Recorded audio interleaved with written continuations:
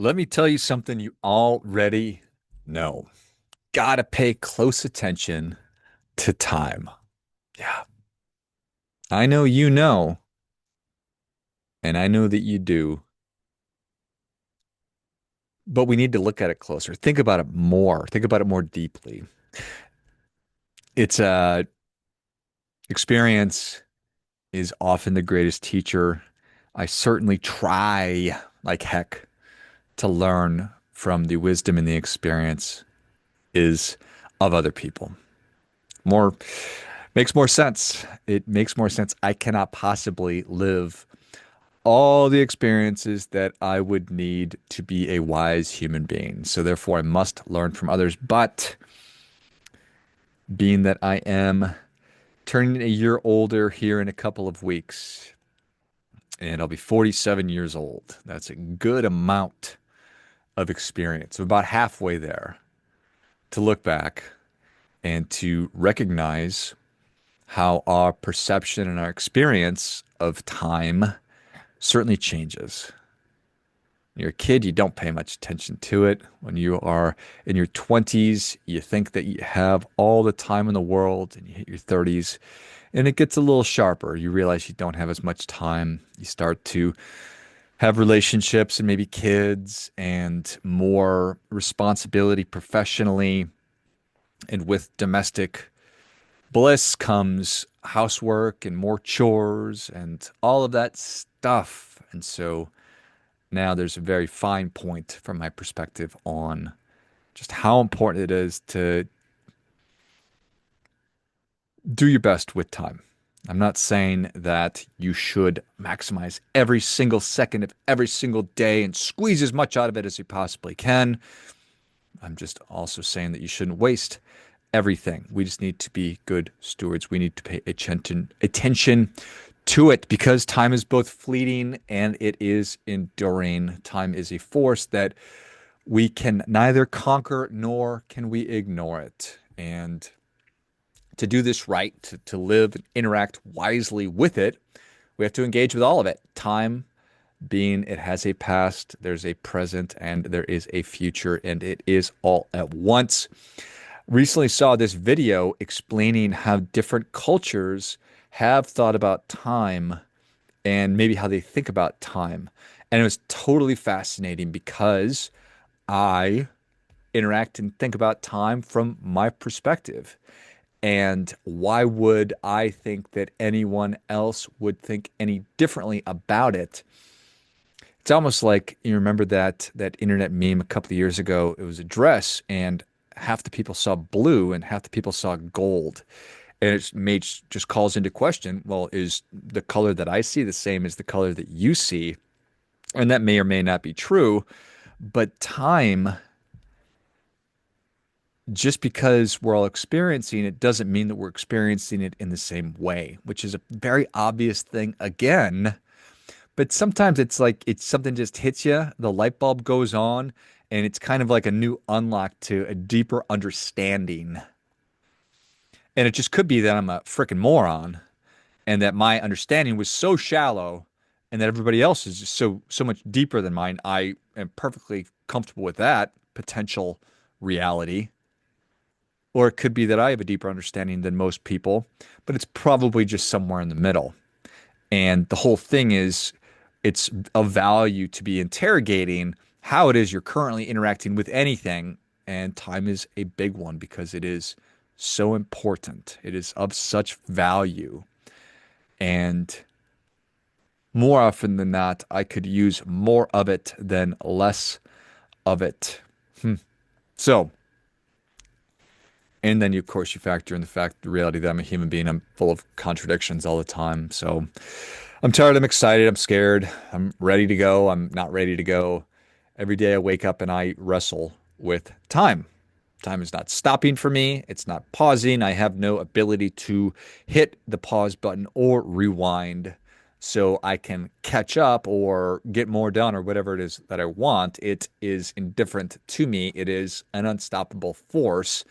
And I need to work to successfully interact with it, or it'll just roll right over me and I will have squandered it. So it's fleeting, yet it endures. It is the current of life that carries us from the cradle to the grave, and it's the tide that erases the sand castles and the footprints that we make at the beach. It's been referred to by really smart people throughout history as the great equalizer. It's the one thing that kings and peasants spend at the same rate, regardless of how they might try to speed up or slow down. Psychologists refer to it as the ultimate scarcity, and it's this invisible boundary that shapes or sort of frames every choice that we make. Religions, every religion treats time as sacred. From Sabbath to Ramadan, from prayer bells to fasting calendars, human beings have always tried to make peace with time to better understand it, to step outside of it, if only for a minute, to observe its passing. So, we all know and have been taught ad nauseum that you need to live in the moment and carpe diem, and YOLO, FOMO, all the things. Got to live in the moment, but there is truth there that it's really important to be present, to be living in the actual moment and experiencing time as it goes. But to only live in the moment is foolish. It's extremely dangerous. Why? Well, if I only live in the moment, then I'm going to starve in the wintertime. If nobody was around to harvest, to plant, to till the soil, to plant the trees that my grandkids will one day sit under, if nobody is maintaining things, if there's no maintenance going on the roads and the electrical grid, if food is not being made and stored, everybody's going to die.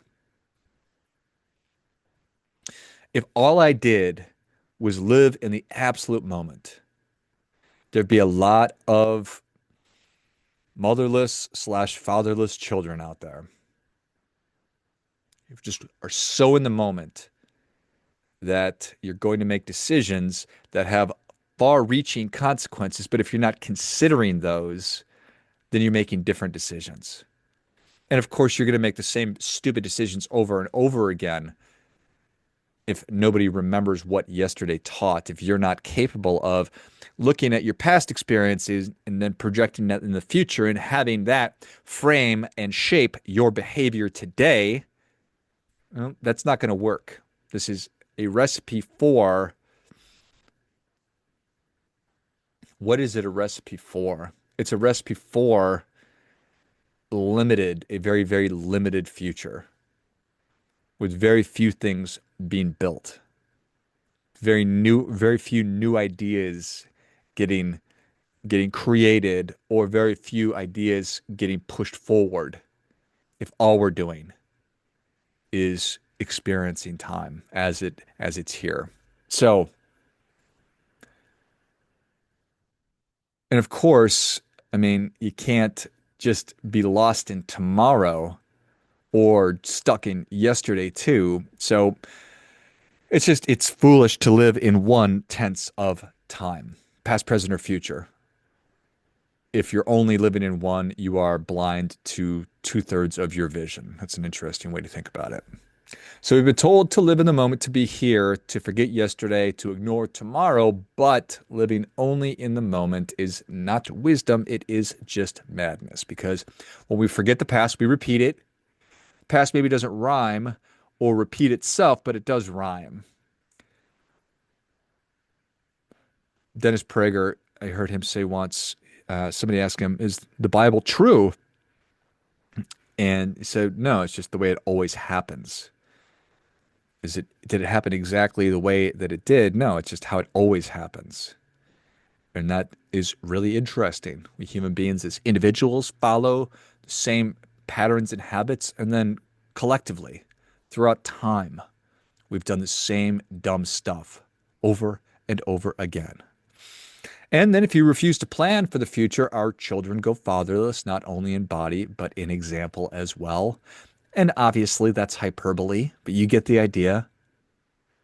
If we're not planning, if we are not being thoughtful about what consequence my action right now will have tomorrow, but also 10, 20 years from now, then it's not going to work out very well.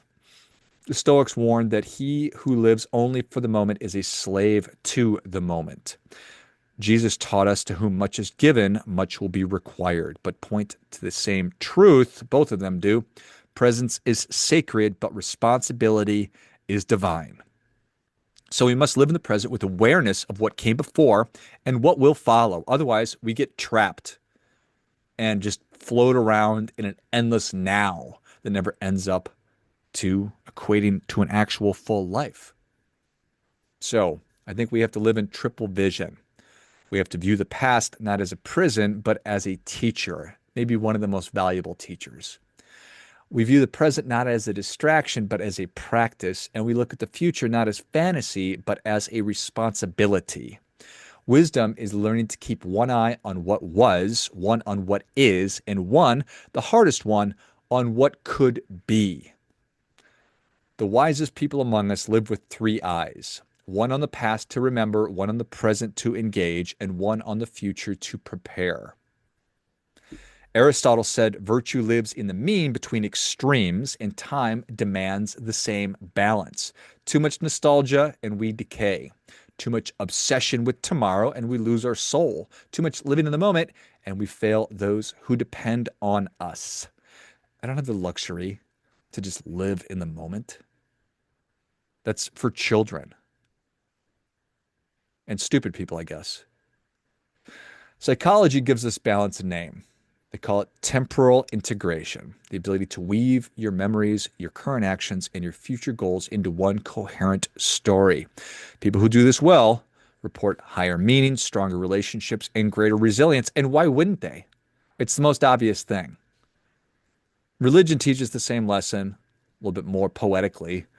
To everything there is a season and a time for every purpose under heaven. The goal is not to escape time, it's to honor it. And we know that life is a story of trade-offs. There are no solutions. There are only trade-offs, as Thomas Sowell famously said. Every time I say yes to one thing, I'm saying no to everything else.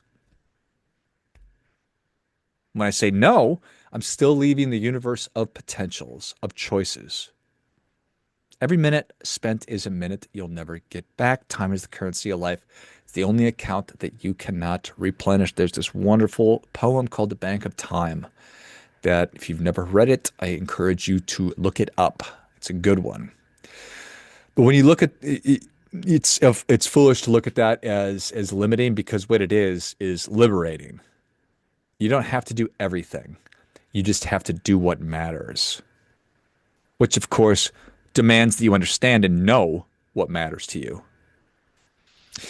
Time is the fire that refines the soul. It burns away illusion and forces us to face what truly matters. Buddhists tell us that all compounded things are impermanent. Christianity says, teach us to number our days, that we may gain a heart of wisdom. Stoics tell us that you could leave life right now. Let that determine what you do and say and think. Memento mori. Remember, you must die. Act as though. Act accordingly. They're all saying the same thing. Time will take everything from you, but how you live within it, that's your offering. So, standing here, whether you're tired, excited, scared, ready, or hesitant, you are both the author and the character in your story. The tyranny of time is a real thing, but it's not your enemy. It's the structure that gives your choices meaning. It means that there are stakes, high stakes. It's what makes love urgent, makes purpose sacred, and death the final reminder for you to live. So I want you to lean into time, not to fight it, not to flee it, but to walk alongside it. Eyes open, your heart wide awake. Don't try to run from it. Don't resist. Certainly don't worship it. Walk with it. Be with it. Invite time on your walk through life. Be awake, be alert, be aware. We redeem the past by learning from it. We honor the present by being in it, and we protect the future by preparing for it. That's the only way to escape the tyranny of time, not by defeating it, but by making peace with it. Let's be friends. Time, buddy, let's be friends. Let's come together on this one. Time isn't your enemy, it's your reminder that you are alive. Hmm. I love that saying, memento mori, because it is the reminder that life is finite, fleeting, that I am going to die. And I remind myself of that every day, every single day. I visualize my own death. I don't do it out of morbidity. I do it because it's real. It reminds me that I owe a debt to many people who have come before me, that have given me the opportunity to do what I do here, the people who can't do what I do, people who died before they were supposed to, my kids, my wife, God, community. I owe. And I know I need to be serious about it. And I need to interact with it in a serious way. Because this is serious. It's everything. It's what it's all about. Time. Tyranny of time. Walk with it. As always, do your part by doing your best.